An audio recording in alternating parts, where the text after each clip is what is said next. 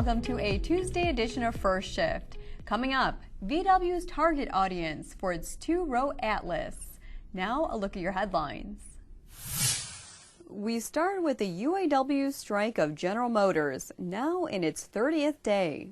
The union has called a meeting of its National General Motors Council for Thursday in Detroit.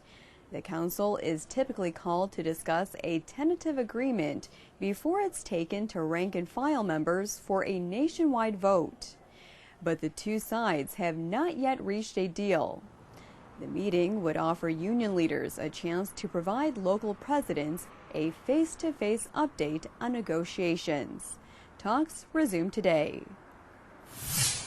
California Governor Gavin Newsom signed a bill that updates the state's dealer franchise law. The new law would allow California dealers to recoup costs for warranty and recall work at rates closer to what retail customers pay.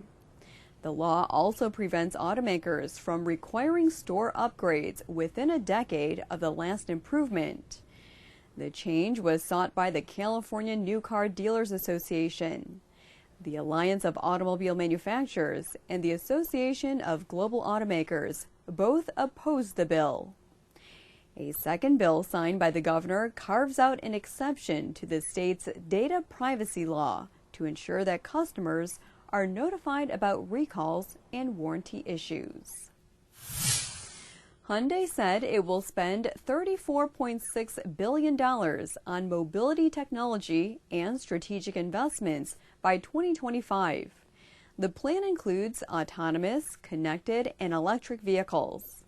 The move comes less than a month after the automaker announced an investment of $1.6 billion in a joint venture with U.S. self-driving tech firm Aptiv. The South Korean government also investing in AV technology. Its target, $1.4 billion from 2021 to 2027. And Volkswagen has postponed a final decision on whether to build a plant in Turkey. The move comes amid international criticism of the country's military operation in Syria. Earlier this month, VW established a subsidiary in Turkey, but said it had not decided on the factory.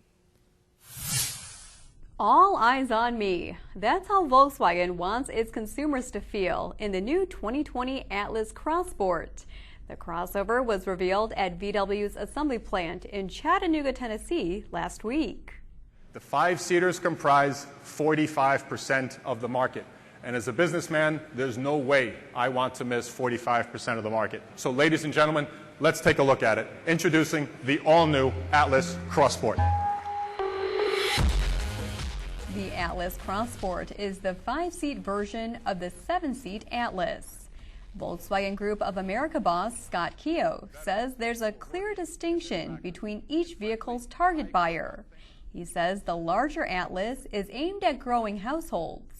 The 7-seat is purely about family, 100%. People want that third row. They have the space needs and they want it. As for the Atlas Cross Sport, you know, this group is less about family and it's more about my car. This is a statement car. When you drive it, you get a reaction. It's about showing up. And when this car shows up, it has presence. Whether you're showing up at work, whether you're showing up to go visit your friends, or whether you're heading to the mountains, this car shows up. We just love the visual impact. So a little more style. And a little more selfishness, if you will. The car's about me. The other car is much more about we. The Atlas Cross Sport will rival vehicles such as the Ford Edge, and it's part of VW's strategy to spread more CUVs across its lineup and attract more consumers with technology. The two-row crossover is expected to begin arriving in U.S. dealerships in the first quarter of 2020. Finally, a First Shift footnote. On this day in 1924, Lee Iacocca was born. The former Ford president and Chrysler CEO died on July 2nd of this year at the age of 94. Thanks for watching today's newscast. We'll see you back here tomorrow morning. Take care.